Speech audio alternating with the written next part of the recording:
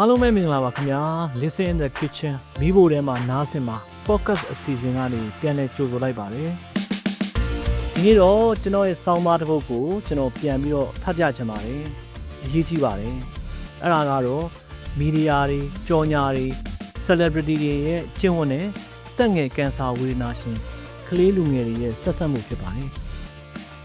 မနေ့ကအတန်းထဲမှာ junk food ဆိုတဲ့စကားလုံးကိုသုံးမိလိုက်လို့ဆရာဆူတာကိုခံလိုက်ရပါတယ်။အစားတောက်သိပ္ပံနယ်ပယ်မှာဘယ်အစားတောက်ကိုမှ junk food လို့ခေါ်လို့မရပါဘူး။အစားတောက်မှာအစိမ်း raw ကနေပြီးတော့ ultra processed food UBF လို့ခေါ်တဲ့အစင်းစင်းပြုပြင်ထားတဲ့အစားတောက်ဆိုတဲ့အထိပဲရှိပါတယ်။စားတောက်တိုင်းမှာအာဟာရတန်ဖိုးတစ်ခုတော့အနည်းဆုံးပါတယ်လို့ professor ကဆိုပါတယ်။ကျွန်တော် junk food လို့သုံးလိုက်မိတဲ့အစင်းစင်းပြုပြင်ထားတဲ့အစားတောက် ultra processed food UBF ဆိုတာတွေထဲမှာစော်ရာအချိုရည်အသင့်စားခောက်ဆွဲ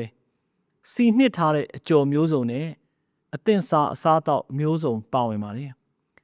ကလေးငယ်အများစုတွေကလည်းဒါတွေကိုပဲများများစားကြကြတယ်အရသာကလည်းရှိတယ်စားလို့လည်းကောင်းပါတယ်နေရာတိုင်းမှာလည်းဝယ်လို့ရပါတယ်ကဘာမှာသူ့ထက်ကအပြိုင်ဆိုင်ကြော်ညာရောင်းချနေတဲ့အစားတောက်တွေကလည်းအများစုကဒါတွေဖြစ်နေတာကိုတွေ့ရပါလိမ့်မယ်ကဘာတော်မှာကလေးငယ်တွေအဝလုံးချင်းစီးကြိုသွေးတိုးတွေစိုးစိုးဖြစ်လာပြီးတော့အသက်ငယ်ကင်ဆာဖြစ်ပွားမှုနှုန်းတွေကလည်းနှစ်စဉ်တိုးလာနေပါတယ်အများဆုံးကတော့ဥမာကြီးကင်ဆာဖြစ်ပါတယ်အဲ့ဒီနောက်မှာရင်သားကင်ဆာနဲ့အဆုတ်ရောဂါကကလေးငယ်တွေမှာဖြစ်ပွားမှုအများဆုံးတွေ့ရပါတယ်အရှေ့အာရှကိန်းဂဏန်းတွေမှာတော့လူတစ်သိန်းမှာ9ယောက်အသက်ငယ်ကင်ဆာဖြစ်လာနေပြီးတရုတ်ပြည်မှာတော့2021ခုနှစ်ကအသက်ငယ်ကင်ဆာဝေဒနာတွေ့ရှိသူ9သိန်းခွဲအိန္ဒိယမှာကတွင်းကင်ဆာဖြစ်တဲ့20%ဟာအသက်40အောက်လူဦးရေ1990ခုနှစ်ကစပြီးတော့နှစ်ပေါင်း30ကျော်အတွင်းတစ်ကမ္ဘာလုံးတိုင်းတာနဲ့89%အထိတိုးလာနေပြီးတော့ဒါဟာကိုယ့်မှာဖြစ်နိုင်ခြေအရင်ကထက်နှစ်ဆပိုများလာတယ်ဆိုတဲ့သဘောဖြစ်ပါတယ်ကင်ဆာဆဲတွေရဲ့ဆေးဓာတ်ခံနိုင်ရည်အားနဲ့အသွင်ပြောင်းနှုန်းတွေဟာလေအရင်ကထက်3ဆပိုအားကောင်းလာပါတယ်ကင်ဆာဖြစ်စေတဲ့အချက်တွေများစွာရှိပေမဲ့အဓိကကတော့အစာချေစနစ်နဲ့သဟဇာတမဖြစ်တဲ့ ultra processed food တွေအစားများလာရင်တိုဘက်ကိုဆေးရွက်ကြီးနဲ့အယ်ကိုဟောတွေရဲ့ပြောင်းလဲလာတဲ့လေထုရေထုညဉ့်ညမ်းမှုအပါအဝင် ultra processed food တွေနဲ့သူတို့ကိုထုတ်ပိုးထားတဲ့ပုံစံမျိုးစုံသော packaging တွေကနေဝင်ရောက်လာတဲ့ endocrine disturbing chemical EDC လို့ခေါ်တဲ့ဓာတုဓာတ်ပေါင်းတွေကြောင့်ဖြစ်ပါတယ်ပလတ်စတစ်ကနေဖြစ်လာတဲ့ bisphenol A, BPA, phthalates တွေကလူသိများပေမဲ့အလှကုန်တွေမှာပါတဲ့ paraben အကြောင်းနဲ့စက်မှုပစ္စည်းတွေကနေထွက်လာတဲ့ polychlorinated biphenyls PCB လို့ခေါ်တဲ့ဓာတုပစ္စည်းတွေကတော့ပတ်ဝန်းကျင်ကနေအစားအသောက်တွေထဲကိုစိမ့်ဝင်လာတဲ့အကြောင်းတွေကိုသတိပြုမိတဲ့သူနည်းပါတယ်ကျွန်တော်တို့ကဘာကြီးကပုံပျက်စီးလာတာကိုမမေ့သင့်ပါဘူးဒါတွေကိုခဏထားပြီးတော့ ultra processed food နဲ့ high fats sugar and salt ဆိုတဲ့အစားအသောက်တွေအကြောင်းကိုပဲအလေးထားကြည့်ကြအောင်ပါ HFSS ဆိုတာကတော့အဆီများသောအချိုများသောအငံများသောအစားအသောက်များကိုပြောတာဖြစ်ပါတယ်ဘာတွေပါလဲဆိုတော့စီဂျော်တွေဟမ်ဘာဂါတွေအချိုရည်တွေစားနဲ့လူပြီးတော့ဆိုဒီယမ်ပါဝင်မှုများတဲ့အစားအသောက်တွေအားလုံးကို HFSS လို့ပြောပါတယ်အဲ့ဒါတွေကိုစားသုံးသူကနှစ်သက်တယ်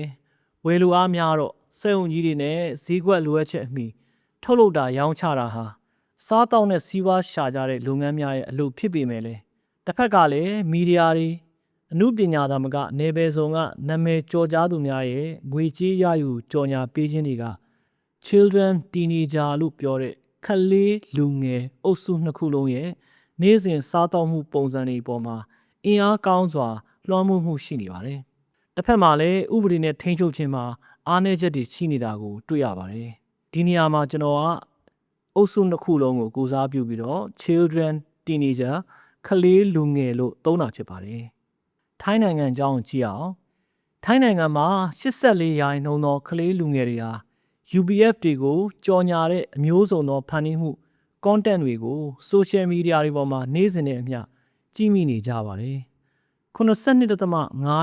ကသူတို့ကြိုက်နှစ်သက်တဲ့အမှုပညာရှင်တွေရဲ့စားကြည့်ပါတောက်ကြည့်ပါဆိုတဲ့တိုက်တွန်းချက်တွေကနေပြီးတော့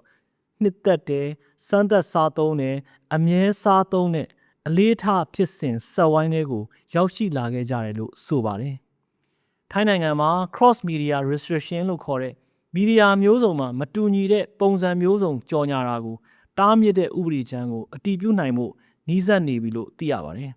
။ဖိလစ်ပိုင်နိုင်ငံမှာလည်းမျိုးဆက်သစ်အမှုပညာရှင်ကလေးများရဲ့ digital ကြော်ညာ post အားလုံးနှီးပါးဟာကမ္ဘာ့ကျန်းမာရေးအဖွဲ့ကြီး WHO ရဲ့အာဟာရစံနှုန်းကိုမမီတဲ့နိုးတစ်ဖက်ရည်ကြက်ကြော်အသေးစားခောက်ဆွဲကြော်ညာတွေဖြစ်နေတယ်လို့ UNICEF ကထောက်ပြထားပါတယ်။မလေးရှားနိုင်ငံမှာတော့2012ခုနှစ်ကနေ2022ခုနှစ်10နှစ်တာကာလအတွင်းမှာ fast food ကြော်ညာတွေ6ဆပိုများလာတယ်လို့ဆိုပါတယ်။ NPANM3 National Plan of Action for Nutrition 3လို့ခေါ်တဲ့ကလေးလူငယ်များကျန်းမာရေးအတွက်မသင့်လျော်တဲ့အစားအသောက်ကြော်ညာတွေကိုတားမြစ်တဲ့ဥပဒေကို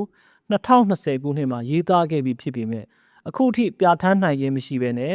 သက်ဆိုင်ရာ industry regulation တွေနဲ့ပဲထိန်းညှိနေရတယ်လို့ဆိုပါတယ်။တရုတ်နိုင်ငံမှာလည်း ultra processed food ကြော်ညာတွေမှာနာမည်ကျော်အမှုပညာရှင်တွေကျန်းမာရေးနဲ့ညီညွတ်ကြောင်းထောက်ခံချက်အကြောင်းတွေနဲ့ဝေဝေဆာဆာကြော်ညာတာတွေပိုများလာတဲ့အတွက် digital platform တွေအတွက်ပြင်ဆင်ထားတဲ့မူဝါဒဆိုင်ရာလိုအပ်ချက်တွေရှိနေသေးတယ်လို့ဆိုပါတယ်။ The Healthy Food Environment Policy Index Food EPI ရဲ့သုတေသနအချက်လက်တွေအရအစိုးရဟာကြော်ညာမူဝါဒတွေကိုထိထိရောက်မချမှတ်ဘဲနဲ့ဒီပုံတိုင်းဆက်သွားမယ်ဆိုရင်2030ခုနှစ်ရောက်လို့ရှိရင်တရုတ်လူမျိုးကျောင်းနေအရွယ်ကလေး60%ဟာအဝလွန်ယောဂါကိုခံစားကြရလိမ့်မယ်လို့ဆိုပါတယ်။ကိုရီးယားမှာလည်း mukbang လို့ခေါ်တဲ့ဆယ်လီတွေကနေပြီးတော့ live လွှင့်ပြီးတော့အစားတောက်စားပြတာတွေကိုလူကြိုက်များတဲ့အကျိုးဆက်ကလူတွေမှာချိုရက်လွန်ခဲ့တာကဖိန်းတက်လွန်ခဲ့တာတွေပိုဖြစ်လာနေပါတယ်။ဒါတော့2010ခုနှစ်ခန့်ကရုပ်မြင်သံကြားကိုလူကြည့်အများဆုံး prime time တွေမှာ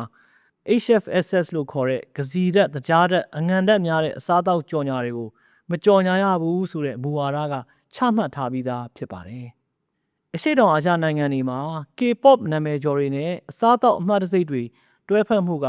ရောင်းဝါတက်စီဖို့တကယ်အကျိုးများနေတာကိုတွေ့ရပါတယ်။ McDonald က BTS အဖွဲ့ကိုသုံးပြီးကြော်ညာတယ်။ Oreo က Blackpink ကိုသုံးပြီးကြော်ညာပါတယ်။မြန်မာနိုင်ငံအကြောင်းကိုကိန်းဂဏန်းအတိအကျမရပေမဲ့ကိုယ့်ရက်ကွက်ထဲမှာစားတောက်ရောင်းချသူတွေဟာဘလို့အစားတောက်တွေကိုရောင်းချတာများသလဲဆိုတာရဲ့ကလေးလူငယ်တွေဝယ်စားနိုင်တဲ့ဈေးဆိုင်လေးတွေမှာချိတ်ထားတဲ့အယောင်ဆုံးမုံထုတ်ကလေးတွေနဲ့ကလေးเจ้าတွေရဲ့အပြင်မုံစည်းတန်းကမုံတယ်တွေဘလို့စားတောက်တွေကိုရောင်းနေကြသလဲဆိုတာကိုလေ့လာရရင်အဖြေကိုတန်းသိနိုင်ပါတယ်။ကလေးလူငယ်တွေမှာ parasocial trust လို့ခေါ်တဲ့သူတို့နှစ်သက်တဲ့ celebrity တွေရဲ့ပြောဆိုကြော်ညာမှုတွေကိုသက်ဝင်ယုံကြည်လိုက်ပါလှုပ်ဆောင်မှုပိုများပါတယ်။အထူးသဖြင့် digital media ခေတ်မှာကြော်ညာအများစုကပထမရည်ရွယ်ချက်ဖြစ်တဲ့အမှတ်တံဆိပ်နာမည်နဲ့အရသာစားလိုက်ရင်ရစေမဲ့စိတ်ကျေနပ်မှုတွေအကြောင်းကိုဦးစားပေးတင်ပြကြတာဖြစ်လို့ကျမ်းမာရေးအတွက်သတိပြုစရာအချက်တွေကိုဆက်ပြောဖို့အချိန်မပေးနိုင်ကြတော့တာလည်းပါပါတယ်။ဆေးလိပ်ဘူးတွေမှာဆေးလိပ်တောက်ခြင်းဒီကျမ်းမာရေးကိုဆိုးရွားစွာထိခိုက်စေနိုင်ပါသည်ဆိုတဲ့စာသားကတ်ထားဖို့မူဝါဒချမှတ်ထားပေမဲ့အရက်ပလင်းတွေမှာတော့အဲ့ဒီလိုမတွေ့ရပါဘူး။ထိုနည်းတူစားတောက်တွေမှာလည်းလွန်ကဲစွာမစားမိအောင်သတိပေးချက်တွေမပါဝင်ပါဘူး။ဒါအပြင်ထုတ်လုပ်သူတွေက power technique လို့ခေါ်တဲ့ promotion အစီအစဉ်တွေလက်ဆောင်တွေ celebrity မျက်နှာပြပြီးတော့ဈေးအောင်ပွဲလုပ်တာတွေဟာကြော်ညာ budget ပေါ်များတဲ့ ultra processed food အမှတ်တံဆိပ်တွေကသာပို့ပြီးတော့လုပ်နိုင်ကြပါတယ်။ကလေးလူငယ်တွေရဲ့ကိုယ်ကျန်းမာရေးအတွက် ultra processed food ကြော်ညာတွေသာမကစိတ်ကျန်းမာရေးကိုဆိုးရွားစွာထိခိုက်လာနေတဲ့ online game ကြော်ညာနဲ့ဆိုင်တဲ့မူဝါဒတွေချမှတ်ဖို့လဲတိုင်းပြည်အသီးသီးကကိုနီကိုဟန်နဲ့ဆောင်ရွက်နေကြပါတယ်။အာဆီယံနိုင်ငံတွေကြားထဲမှာလည်း cross border cooperation လို့ခေါ်တဲ့နိုင်ငံတိုင်းမှာရှိတဲ့နယ်ပယ်စုံကကြော်စောသူတွေကို16နှစ်အောက်ကလေးတွေအတွက်ကျန်းမာရေးနဲ့မညီညွတ်တဲ့ HFSS ဖူးတွေကိုမကြော်ညာဖို့တားမြစ်ရမယ့်ဥပဒေတွေအတွက်ပူးပေါင်းဆိုင်ပြင်းနေကြပါတယ်။ဒီဥပဒေအတည်ပြုပြီးလို့ရှိရင်တော့ဥပဒေချိုးဖောက်ရင်မီဒီယာပလက်ဖောင်းတွေပေါ်မှာအမှုပညာလုပ်ကိုင်ခွင့်ကိုပိတ်ပင်နိုင်ပါတယ်။နောက်ဆုံးအနေနဲ့ Counter Marketing and Media Literacy လို့ခေါ်တဲ့စီးပွားရေးကြော်ညာလုပ်ငန်းများရဲ့နီလန်ပေါင်းစုံနဲ့မီဒီယာအသိပညာဆိုင်ရာတွေ